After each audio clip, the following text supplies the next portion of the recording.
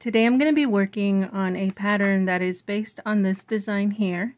And if you would like to see a video for this one, I posted it up I think about a month ago or so.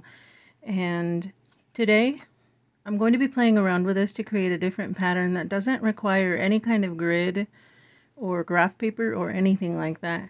And I'm going to be creating it over here on this drawing. Now I want to show you a few of the experiments that I was doing in order to kind of find the underlying structure behind this. And so over here on some other graph paper, I was just taking a look at what the basic shape was. And so again, here I am still using some graph paper and just kind of finding what the shape is right here in the red, just so that I could really see what was going on. And then I started noticing something really interesting. So I tried recreating the design without any kind of guides or with any graph paper. And so what I have here is just this little design, and I just did my best. It's a little difficult when there aren't any lines to guide it, but I started noticing that there are these little circles here guiding the shapes. And so I actually gave that a try really quickly. So when I had a little downtime, I came over here and I started drawing these circles. And I noticed that it really did match up pretty nicely. So here I have a little sample of what I tried. I just really wanted to test it out just to see if it actually was what I thought it was. And so this was just really rewarding. It was a lot of fun. It was really interesting. So today we're going to draw this in the background of this drawing that I have here today. And so that is the progression of working from this really perfect geometric kind of design, heading over to something that's a little more free-flowing and that doesn't require any grid. So let's move over here and let's give this a try. Okay, so in order to get started here, I want to create a series of circles, and they're going to be interlocking almost like it's chain link. So I'm going to start in this area just to start giving me somewhere to start. So I'm going to start with a couple of circles. So how about I start here? And I'm just going to give myself one circle. Of course, I'm working with the pencil because these circles are going to go away once I'm done. So I think this is about the size of the circle that I want. So I'm just going to start with that one right there. And then I'm going to make another circle that slightly overlaps that one. And it doesn't really matter if it's perfectly the same. It can be a little bigger, a little smaller. It'll all kind of fall together in the end. So I have these two circles now that are overlapping slightly. And since I'm here, I'm just going to make the next one. So here's the next one. I'm kind of reaching the edge of the paper here, and that's fine. And I'm just going to add another one over here to the top, just because that's the way that this goes, is just a line of these overlapping circles, almost look like they're chained together. So essentially what I need to do is create this same design of overlapping circles right next to this, but they're all going to overlap. What would the word be? I'm thinking of alternating. So it won't be exactly right next to it, it's going to be slightly shifted. I'll show you what I mean by that. So I'm going to draw my next circle. I'll put it here so it's easier to see. So my next circle is going to be between this one and this one. Right here, almost, they're going to create a triangle, and they need to overlap. So right here, I need this to overlap right here.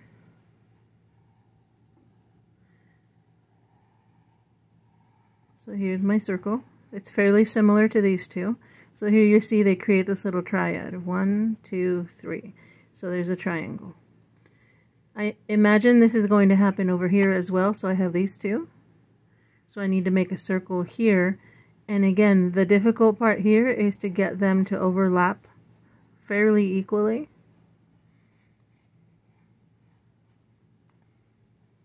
So here's that one. They all need to overlap. So there's an overlap here, here, and here. And let me draw the next one so that you can see it. There's going to be one, so it would be between this one and some imaginary circle that's down here. So it'll be here And there should actually be a little bit of a piece right here for that other one. So these are overlapping, so imagine they're creating a triangle. So this is the difficult part. And I'm just going to carefully come back up here and just keep adding some more. So here, this one overlaps. It needs to overlap here as well. And then I just complete that circle. Let me do another line right here just to continue showing how that works. So here are these two, and I need a circle to happen here. This is pretty good. So you'll notice 1, 2, 3. So there are these three creating a triangle. So I'm going to put one here. Make sure they all overlap. So there we go. 1, 2, 3. So they make a little triangle there. And how about we put one over here? I want to make sure they all overlap. They all need to intersect and kind of touch each other right there.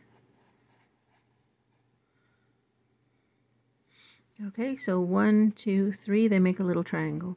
And I'm just going to continue adding a few more. How about I do some over here very quickly?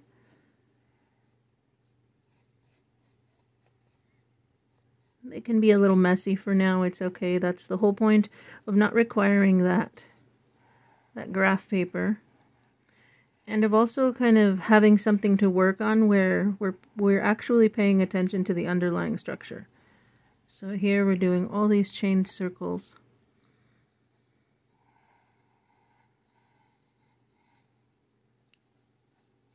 Maybe having some good practice making fairly decent circles if we can. Okay, so I have my circles set up. They're all interlocking, so it's like a chain link. And now I'm going to come in and start creating the shapes that I need. Okay, so here on this side, I'm going to create some of these with the gaps behind them so that we can still see that circle. So right here, what I'm going to do is I'm going to choose one right here, and I'm going to just do this one arch. So here I have one arch. And now just like the triangle that I'd seen earlier, I'm going to do a second arch and a third arch. So now I have 3 of them. 1, 2, 3. And now this little curve here, I can just close this one. And I can close this one. And this one. So now I have this shape that has 3 ends to it. And I can keep that now. So now that will be the pattern that will continue and carry on through the rest of this. So let's do the one right underneath it right here. So here again, here's one curve. Here's the second curve. Notice I'm repeating what was above. So those 2.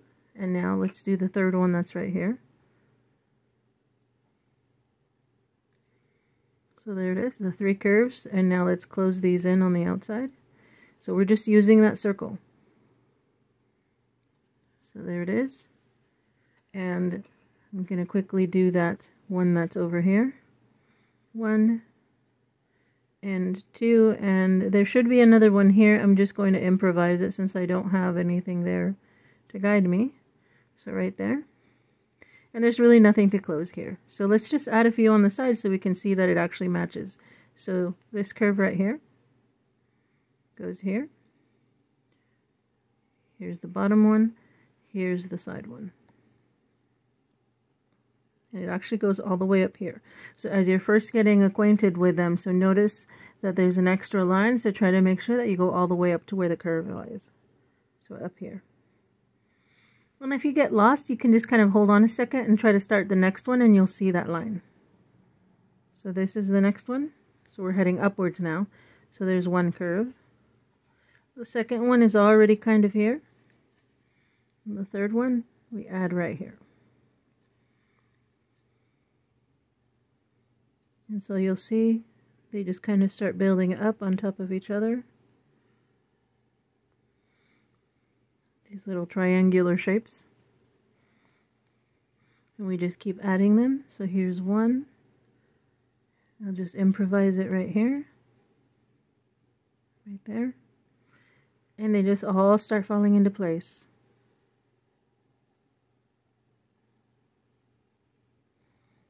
So right there. I'm going to add these in on the left side. So right here.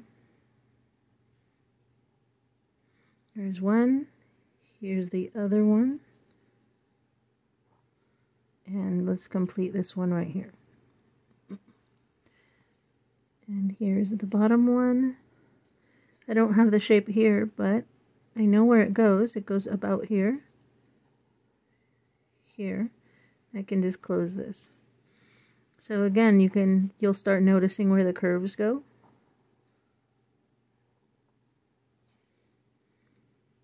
And you can just add them right in, even if the other circle isn't there to help you. So here it is, right here, and here's the second one. There's one here, it's a little hard to fit in, but we'll do our best right here. And there it is. And so now that I start getting a bunch of these in, you'll notice all these little itty-bitty triangles, these tiny little gaps. We're just going to fill those in with some black.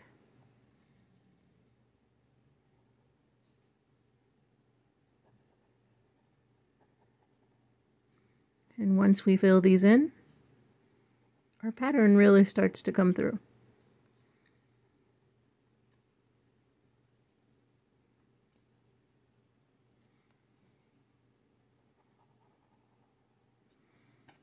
So there you see it starts to kind of come through here. Let's grab an eraser and get rid of some of those pencil marks so you can really see it.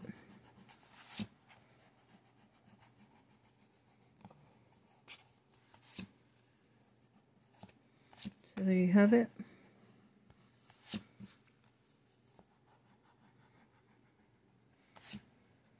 So there they are. And you can start to see the relationship there. How we have these sort of triangular shapes and we have that similar shape right here. 1, 2, 3. So it's very similar. But we have them right here. And let's do a little bit of shading in here. So where I would be shading is on the ends of each of these. So just a little bit of pencil here, here,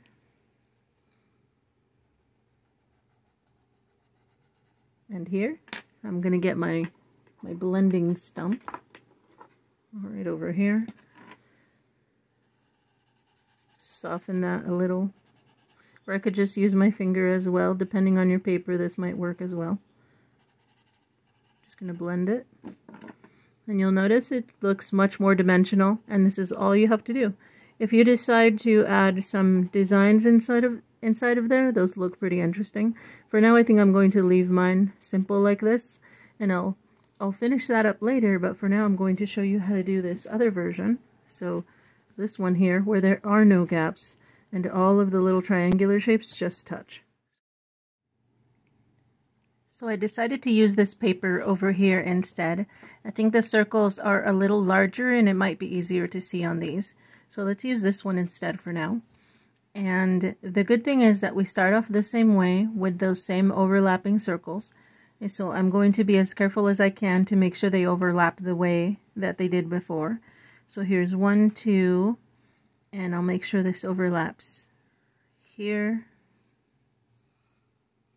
So again, these are much larger circles just so that it's easier to see. So here's the overlap, and here there should be one. So here's 1, 2, 3, and it looks like there should be one up here. So let's get it up there. So like that.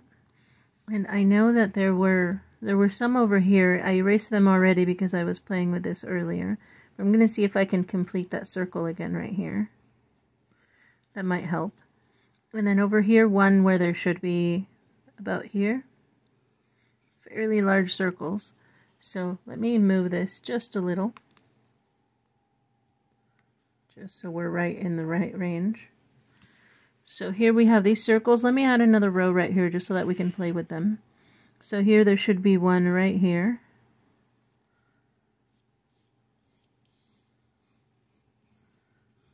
So there we go, that's about right. And you can have your circles start to change shape, like they can get bigger and smaller as you see fit, but for now just try to make them all about the same size. So I'm just trying to make sure they all overlap.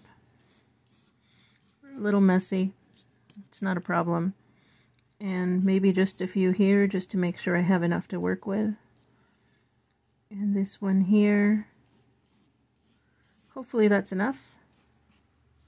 And maybe the one up here so that I have something to work with again. Okay, so I'll be working inside of these circles, and again I did my best to make sure they overlapped. It's important to take your time because if they don't overlap properly, you're going to start getting a little lost. And so here is the only thing that we're going to do different here. So let's go in just a little. Okay, so now that we are here, here's what we're going to do. Rather than just following the curves all the way to the edge, what we're going to do is take our pen, and inside of these tiny little triangles, somewhere inside of there, we're going to make a dot. So there's my dot. And there's another one here, so I'm going to make a dot. So you can be somewhere inside of the center would be best, somewhere in the center of that. Here's another one, right here. Going to make a dot. And you'll notice that around this circle, there were a total of 6 dots. I'll count them. Here was 1 here, 2 here, and 3 here. So there were already 3 drawn in the pattern from before. And then I added 1 and 2 and 3. So I added 3 more, so that's a total of 6. And I'm going to use those to create that kind of triangular shape here again. So I'll have to adjust this a little just so it matches. But that's fine.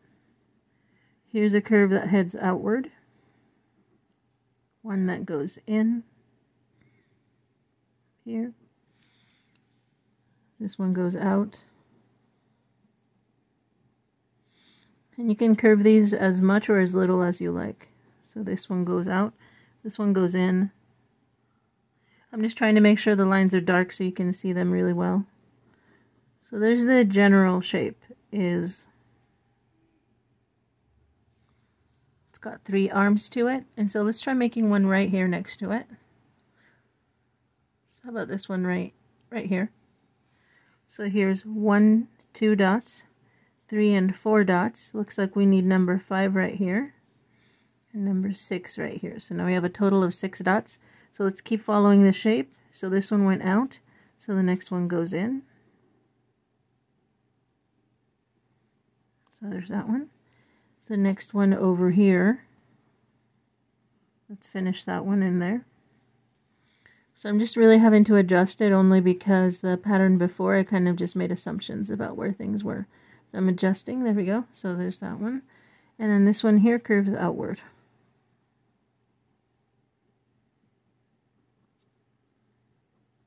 So there it is, it's got 3.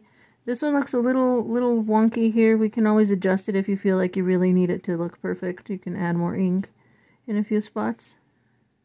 And that can help a little. See, there we go. So there's one, there's another one. Let's make this one that's right here. So let's put all our dots in first. So there are 2 already. Here's 3, 4, 5, and 6. Okay, so we have all 6 dots. If you ever find that all of your dots aren't there, then you might want to go back and look at how your circles are overlapping. And at some point, you'll probably even be able to do this without the circles. You'll just know that you have 6 dots to work with. So let's just put this one here. I'm going to use a bigger marker. Let's see how it looks with a Sharpie marker instead. So right here, this one goes this way. You'll notice the directions are, the lines are alternating basically. One goes out, one goes in. So see, that one went out. Let's try making this one. In, out, in, out. So there we go. Let's try making the one above it.